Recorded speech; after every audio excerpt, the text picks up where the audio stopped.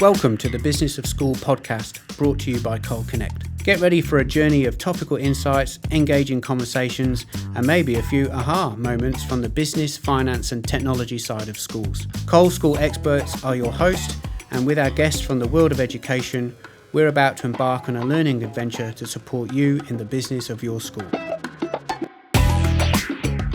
David Buley is a seasoned Chief Financial Officer with a career spanning over 3 decades across education management, financial services and not-for-profit sectors.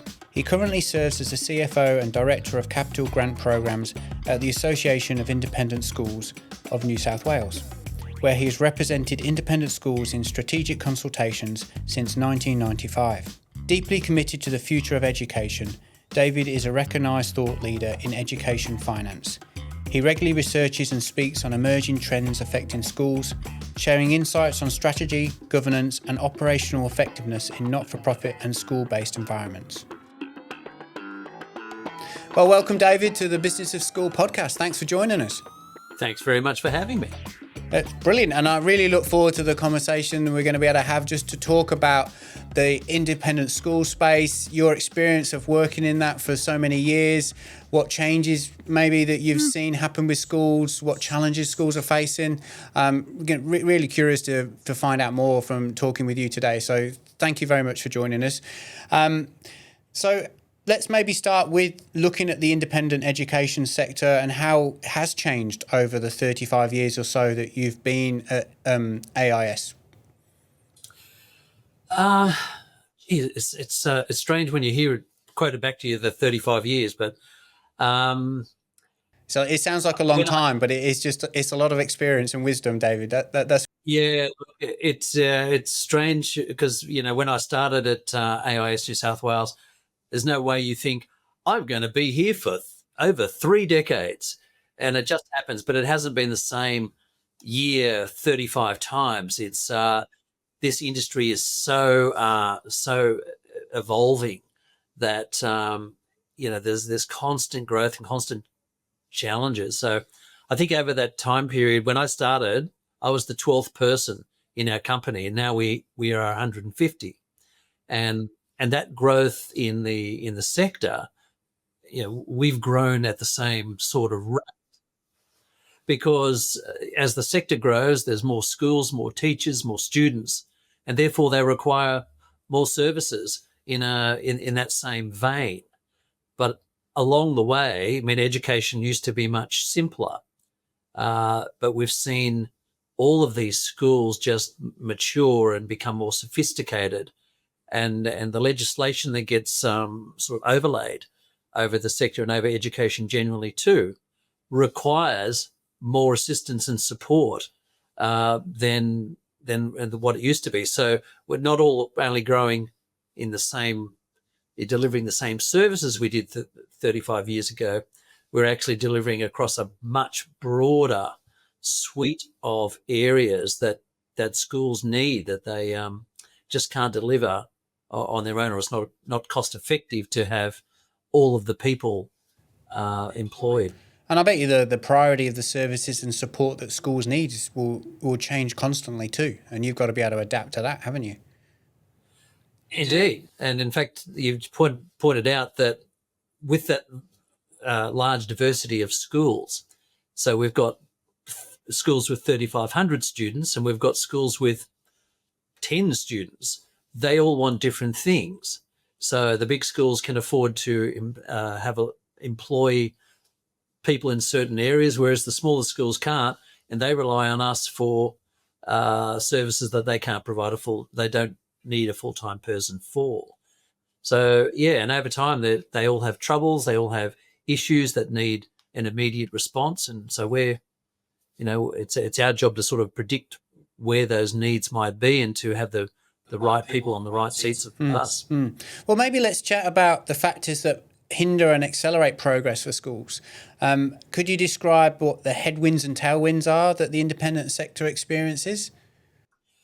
Yeah, well, I think over the years, off the back of some fairly generous government funding, which promoted choice for parents in selecting schools for their children, and It's given the opportunity to schools and by that their boards and their communities behind those schools, the ability to tailor a school that is unique in terms of the values that it espouses, the costs of it, and there's costs in schools can go from $2,500 a year to $50,000 a year in New South Wales. So they're all unique, and there's a school for everybody. But what's driving parents to actually pay for education when there's already a nominally free education service run by every state government? And I think there's lots of things. I think there's the perception that if I'm paying for it, it must be better.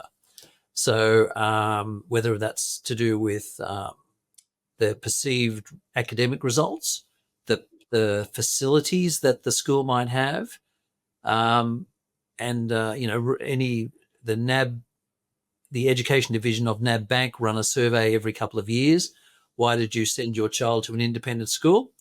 Number one, every survey, facilities. There's just it's this first impression thing that just gets people. They say it looks great, it must teach great too. And I think the corollary of that is, if the school doesn't present very well, perhaps parents will make that get that impression that the school might not teach very well either. But I think the other thing which I think drives parents to independent schools is fear. Fear of perhaps overcrowding in some government schools. We've all seen the news items of multiple demountable classrooms now sitting on playgrounds where there's no space to run. So many parents will think, I don't want my child in that situation. As they grow older in secondary school, I don't want my child in a school where discipline is very hard to undertake in a public school. So some of those things I think drive parents to at least have that conversation as a family and go, can we afford this school? I think we can. We've both got jobs. Let's do it. And once they do it, they're sticky. They're very committed to it. So there's very little shifting away from the independent sector. It's mostly all from the public sector into the independent sector. And that over the years has resulted in tremendous growth in the independent school sector, hasn't it? And probably for many of those factors that you've just mentioned in there. I mean, it's not just population growth, is it? That there are other factors at play. No, it's not just population growth. There is some shifts between the sectors. In any 1 year, there's probably in New South Wales an additional 10,000 students, school-age students. But the independent sector alone in New South Wales grew 10,000 this year, which means that they really didn't take every new student. There was, because the Catholics also grew, it was students leaving the public sector and coming into either the independent or the Catholic sectors. So, but immigration plays into this as well, because Australia's got still quite a strong immigration profile, and a lot of those people are coming from countries that have different religions, different cultures, and those people, when they come, they're looking for schools that make them feel comfortable. They're looking for communities that they can assimilate into, and they definitely hunt down independent schools that are culturally aligned. Yeah, and you see that in the growth of Islamic schools and to a lesser extent Hindu schools and Sikh schools. Yeah. Are you finding? I was going to ask you about that. Are you finding that there is a rapid growth in those areas, probably as much as any sector or demographic of the independent schools in New South Wales? Well, certainly the Islamic sector of schools is growing quite rapidly. I mean, the sector grows at about 4% per annum. Probably the independent sector is the Islamic sector is probably growing at about 10 to 11%. And what we're seeing also is, that we'll see a school put down roots in a suburb which is got lots of land around it, but coming back in 10 to 15 years and find that that school is now sort of, it's an island. It's ruined. It's just surrounded by houses, and many of those houses are populated by people who wanted to send their child to that school. So you look back to the statistics on that school, and 80% of the kids that go there live within 5Ks. So, and that's, that's parents making that choice a very long part, a long way ahead, and actually investing in their child's future in a very different way than we might expect just by paying school fees. They're actually doing it in terms of housing and community. Yeah, no, that's really interesting. What about challenges and risks that independent schools are facing currently? Is there any particular challenges and risks that you're seeing? I think, what's been a very big challenge for independent schools over the last couple of years has been workforce. There's, the stats would say that there's enough teachers, candidates or students entering university to do teaching, but once they start teaching, the retention period is low. Yeah, so especially in government schools, but who might leave government and go to an independent school, but there's not really a great pathway, or the profession of teaching has suffered a couple of bruises over the last 10 years for all the things that people criticize education for: not preparing my child, not enough discipline, the behavior of some children towards teachers. So it's having an impact on the availability of teachers. And I think there's schools on record saying, well, we have cancelled classes every day. We have to combine classes. We have casual teachers that aren't trained in the areas that we need them to be. So there are lots of issues around workforce. Well, we're finding it's not just teaching staff, like in the business and finance and admin side of the school as well. In recent times, that has become a critical issue as well, which has been unprecedented with recent times before, like where people cannot find people with the right experience, the right skill set, and are available in that area to be able to come and work at the school. And so there's we're an outsourced finance and provider, and so we get a lot of requests now because of these situations. We just cannot find people. We're trying to recruit, and we just cannot find the right person to do the job. So yeah, this is definitely a big challenge.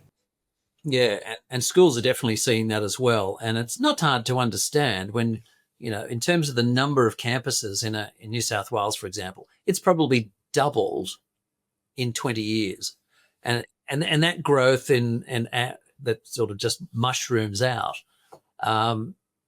It's you're looking to schools are having to replicate a lot of these positions across a broad range of schools, and sometimes working in accounts in a school is not the sexiest profession, so it's not the draw card that schools want it to be, and perhaps they're not paying enough for that role, and therefore they're not getting the competency. So yeah, and I think as well we're hearing that the actual complexities and the nuances that we all know schools have compared with other industries and commerce is some people are saying, like, I've done this for long enough now that I want to go doing something different. It is hard working in a school, whether you're on the teaching side or the non-teaching side. There is challenges that are unique to schools, and the particular skill set and experience is required to meet those. It's not easy. So I think there's a lot of bleed in the skill pool from the school sector for a variety of different factors, aren't there? Yeah, and I think that schools as a workplace have the same issues that any workplace has. The emergence of mental health issues, well-being concerns. So they're all impacting on every workplace, and those are having to be accommodated in leadership discussions and forums, and the way that leaders and decision makers are making decisions about workforce and how those people are treated, or the perception of what's going on there. So schools aren't immune to that.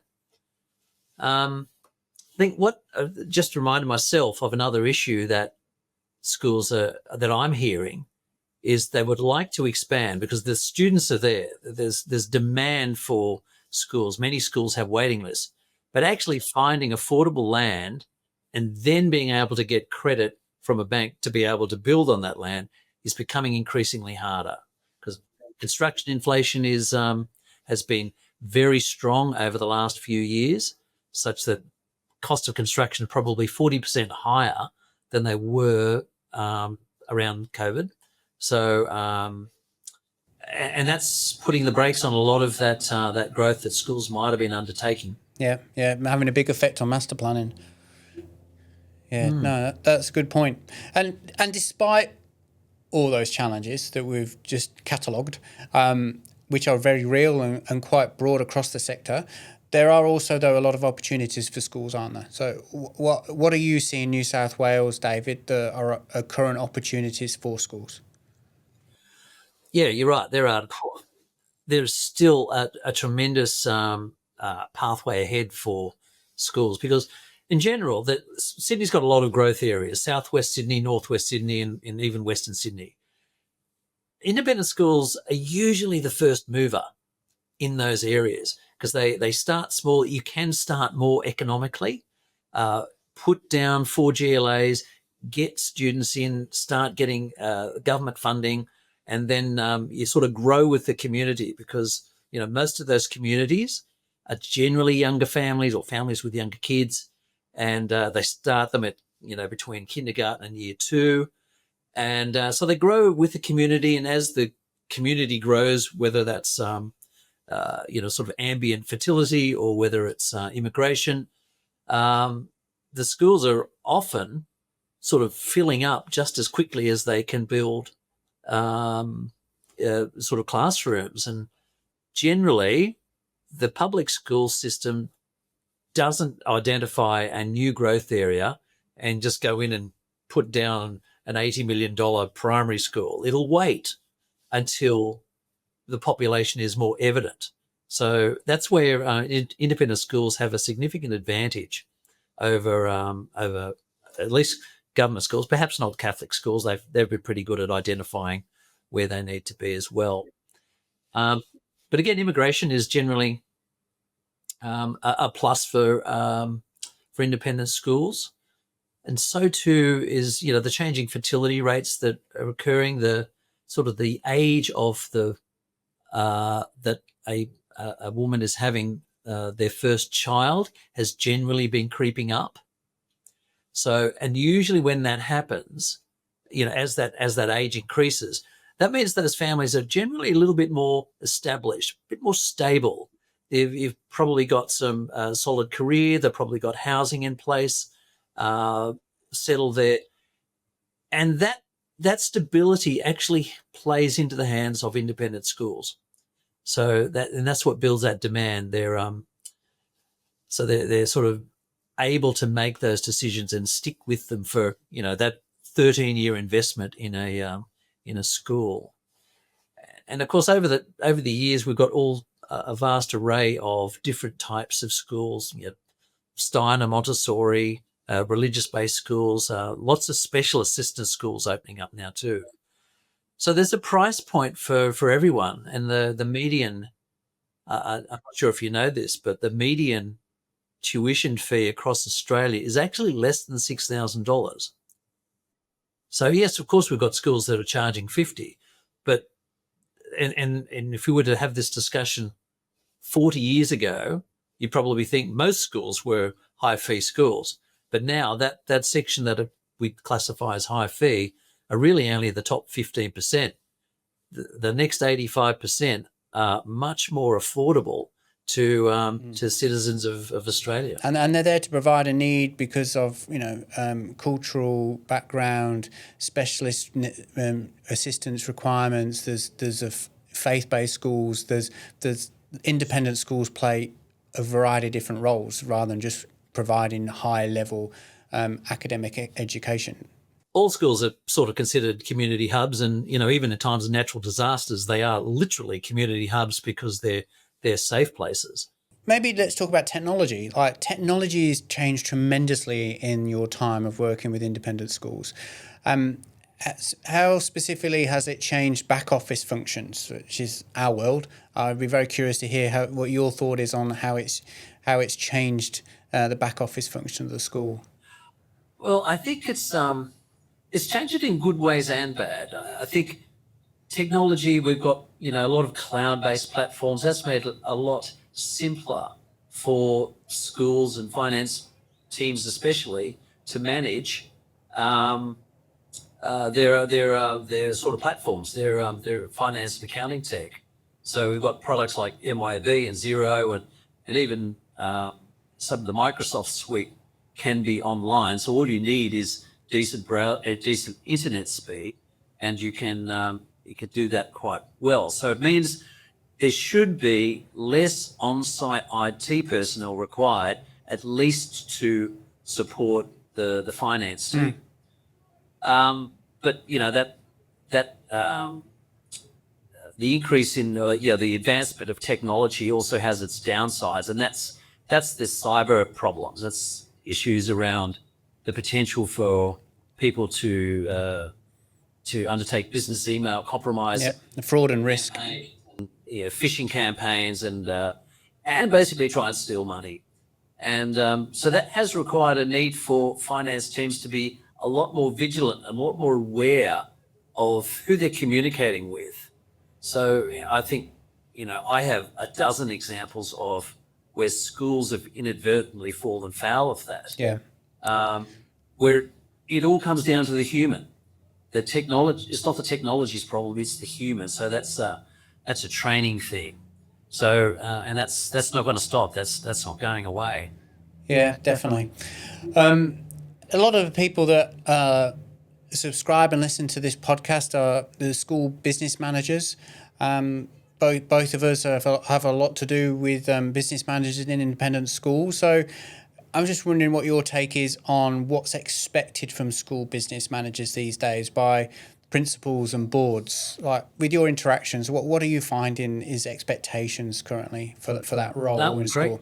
Great question, because I still think there's a lot of opportunity for school business managers within the school environment. It's a very diverse role. It's not pure accounting. Often they're in charge of, can be in charge of IT, or certainly HR, probably property, and probably just about everything non-educational. Yep. So we'll give it the business manager. They'll look after it. Where the business manager gets in front of the board, probably similar to my own board and finance committee, I'm expected to know the numbers. You absolutely have to nail your primary role, which is as the custodian of the school's finances, the protector or the guardian of those assets, as well as the key financial advisor to the board. That's your main role. You have to get that right. I think to do that job properly, you need to build a team underneath you that is competent, and hopefully some sort of career pathway for them as well, because it's hard to kick people if they don't see any light at the end of the tunnel in terms of where they might go to, or whether it's promotional positions or perhaps remuneration. So you need to get capable people and remunerate them accordingly. And provide the support around them that they need to be able to flourish and do what their objectives are and meet them. Because we all know how much historically, I'm sure you've seen this over your time as well with schools, how so much of the focus is about facilities, it's about teaching, and then we forget that we're running a multi-million-dollar business here and someone's in charge of that. So get behind them.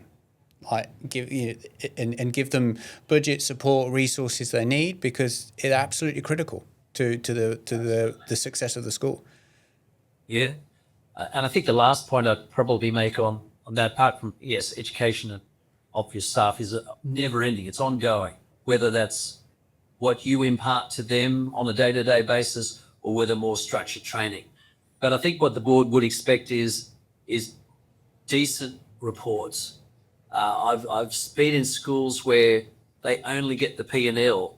You think, well, that's only a third of the information that should be conveyed. Yeah, and it's more common than you'd like to think, isn't it? Yeah. So you got to settle on what does the board want to what they want from you every reporting point, whether that's monthly or termly. Settle on those important KPIs and craft those reports and get them familiar with that. Make sure that you've got an opportunity to give them some consistency in the reports so that they can start to ask educated questions.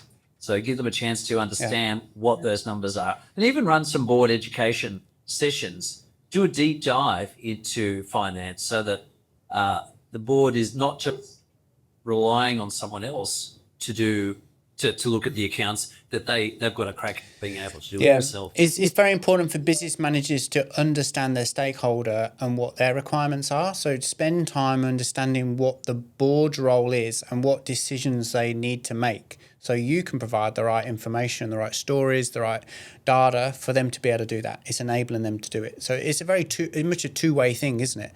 To make the right strategic decisions for the school.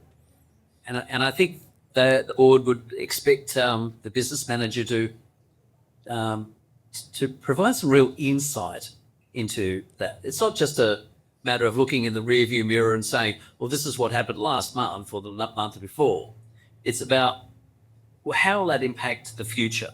What now are our projections, or how am I forecasting what has happened into the future? Because we can all read sort of financial statements and see what happened, but and I'm certainly being cautious about saying how to predict the future, because that's not as easy as not making it out. Yeah, not at all. But you are expected to make an educated guess as to where a school might end up at the end of the. And at minimum, make sure it's aligned to what the strategic plan of the school is. Be aware of it. Own it, breathe it. Like this is where the direction is. Get on the bus. So no, very, very good. Maybe before we close, some innovations that you think are worth exploring that would support independent school sector.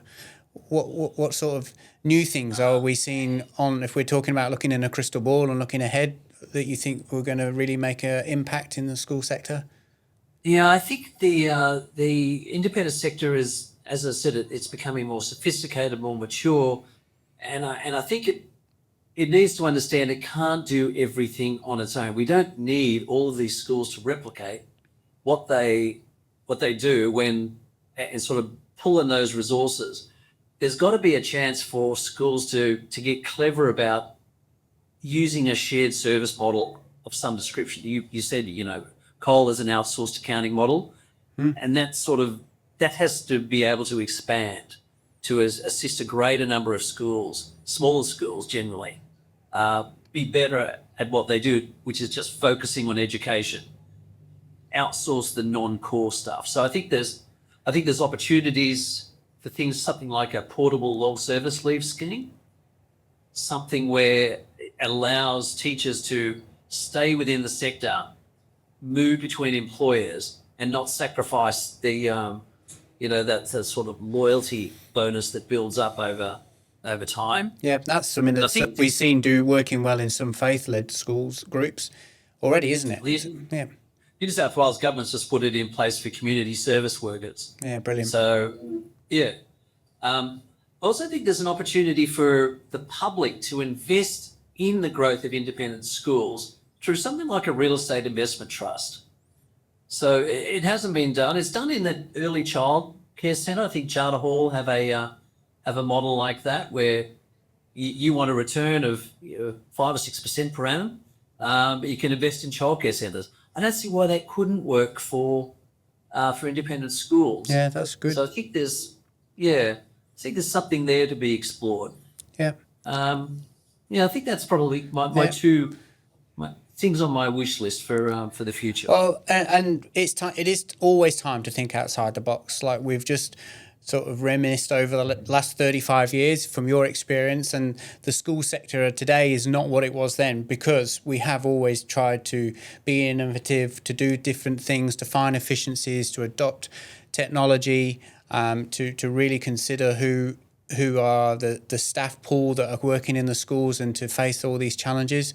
And if we as a sector can keep doing that, then we're in another 35 years time, we're going to have another story to tell of success and growth, which is been an amazing thing about this sector, of where it's come from and what it's been able to achieve.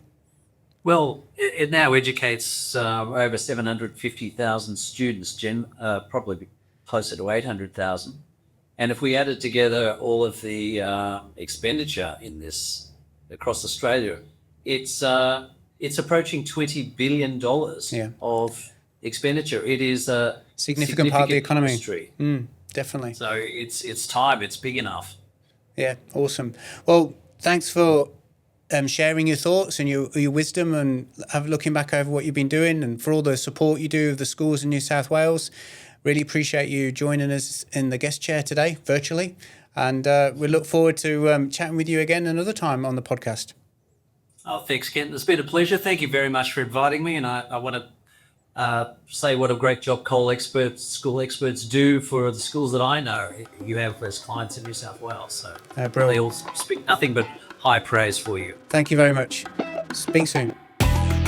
And that's a wrap for this episode of the Business of School podcast. We've enjoyed the conversation today and would love to have you join us for future episodes. Please hit the subscribe button and follow the links below to find more information and resources to support you and your school team. Until next time, keep being innovative, keep being awesome, and remember, there is always opportunity to improve on the journey. Thanks for connecting.